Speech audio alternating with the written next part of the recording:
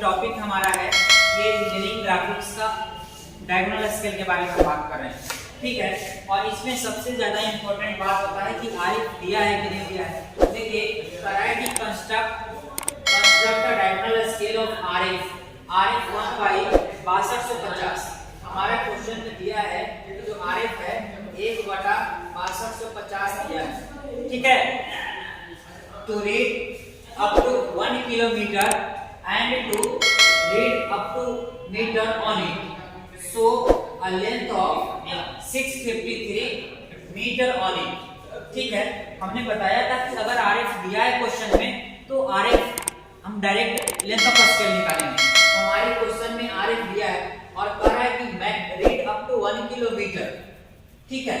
तो 1 किलोमीटर तक अगर हमको तो रीड अप टू है, मतलब है कि जो मैक्सिमम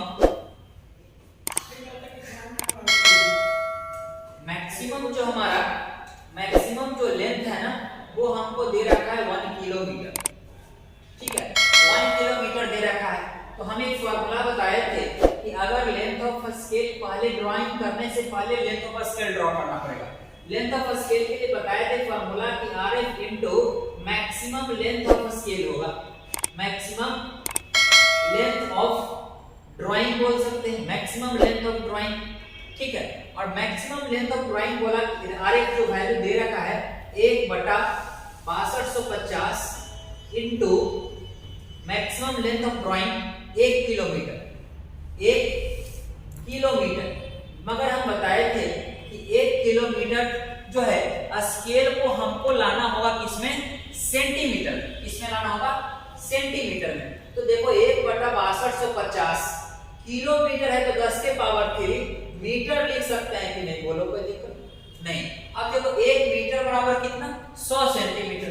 इसी को लिख सकते हैं 1/6250 गुना 10 के पावर 3 इंटू 10 के power 2 metre, sorry centimetre.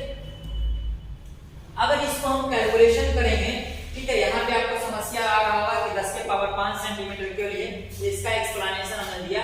Kilo को 10 के पावर 3 से, मीटर को सेंटीमीटर में चेंज करेंगे तो 10 के पावर 2, दोनों जोड़ेंगे 10 के पावर 5 सेंटीमीटर, कैलकुलेट करेंगे तो 16 सेंटीमीटर हमारा लेंथ ऑफ स्केल आएगा, ठीक है। अब देखिए लेंथ ऑफ स्केल आ जाने के बाद, लेंथ ऑफ स्केल आ जाने के बाद आपको लेंथ ऑफ स्केल आ जाने के बाद आपको जो है अब ड्राइंग का काम करना होगा, ठीक है।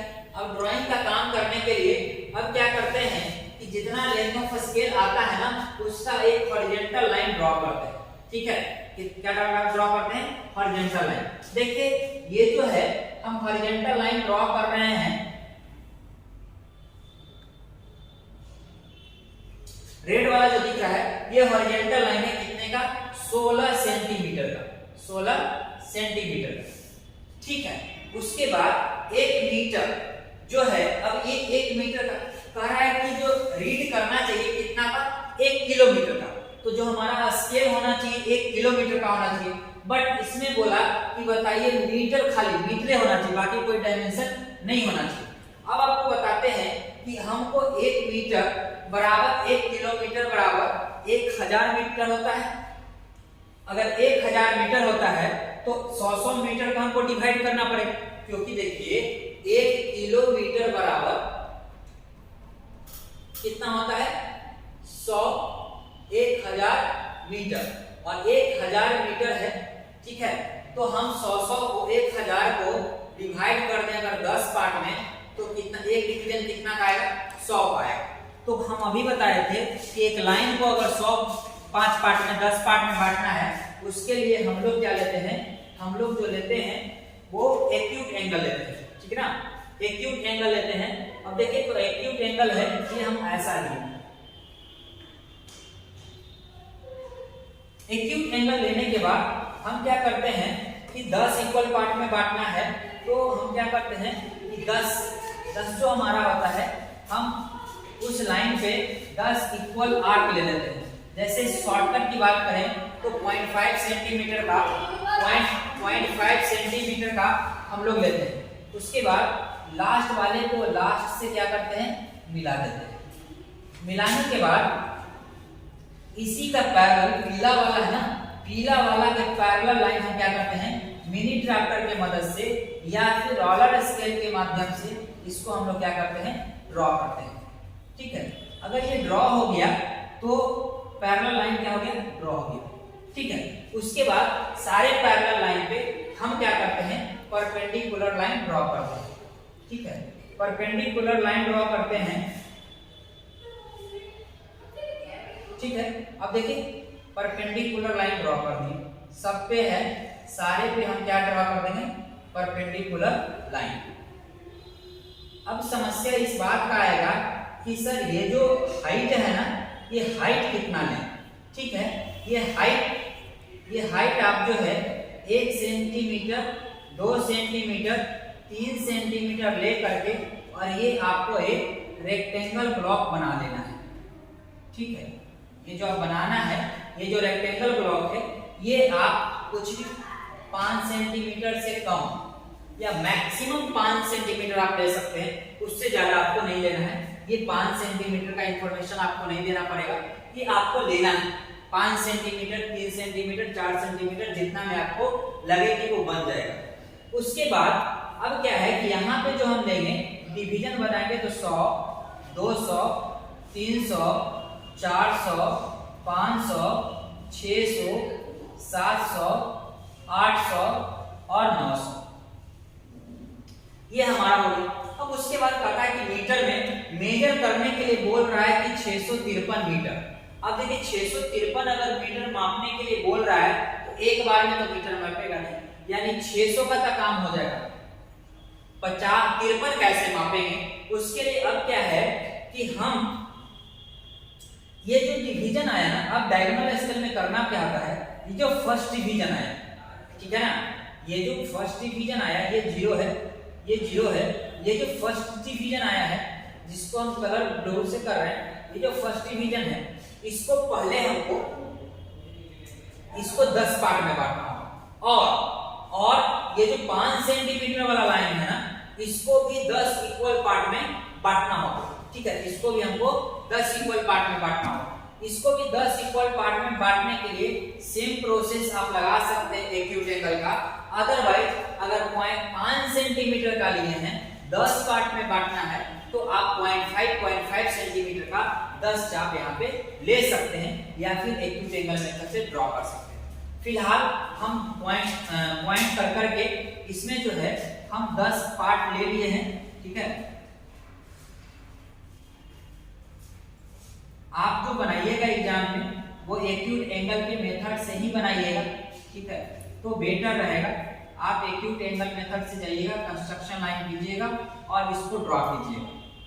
उसके बाद ये 10 पार्ट में जब बट जाएगा, ठीक है, पूरा का पूरा हॉरिजॉन्टली, और बट जाने के बाद आपको सारा horizontal line light line draw करना है, जो सिर्फ लगे कि ये कंस्ट्रक्शन का है, डार्क नहीं करना है।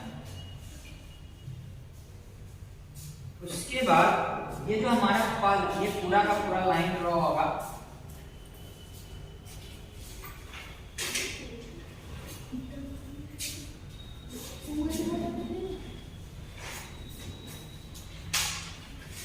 ठीक है, ये पूरा का पूरा हॉरिजॉन्टल लाइन ड्रॉ हो गया। उसके बाद इसको भी हमको 10 इक्वल पार्ट में बांटना होगा। ठीक है, किसको, ये वाला लाइन को। ठीक है, ये वाला लाइन को जब काटेंगे तो फिर हम एक्यूट एंगल लेंगे। ठीक है, और 10 इक्वल पार्ट में लेंगे और इसको ऐसे डिवाइड करेंगे। ठीक है, 10 इक्वल पार्ट में इस तरह से डिवाइड होगा। उसके बाद ये जो पहला डिवीजन होगा ना, ये वाला, ये जो हमारा है, ठीक है, ये जो हमारा है पहला, और इस तरह से ये जो हमको क्या है कि इसमें जो है हमको डायगोनली बनाना है, और डायगोनली बनाने के लिए हमको जो है ये वाला और ये वाला ऐसे मिलाना है। ठीक है, इसका 10 और इसका 9। ठीक है, ध्यान दीजिएगा यहाँ पे कि इसका 10 यहाँ से स्टार्ट करेंगे ना 0। ठीक है, यहाँ से 0 स्टार्ट करेंगे तो 1 2 3 4 5 क्या तक आएगा, 10 तक आएगा। तो बीच में क्या होगा, 9 होगा। तो इसका 9 और इसका 10 पहले मिला देंगे ऐसे।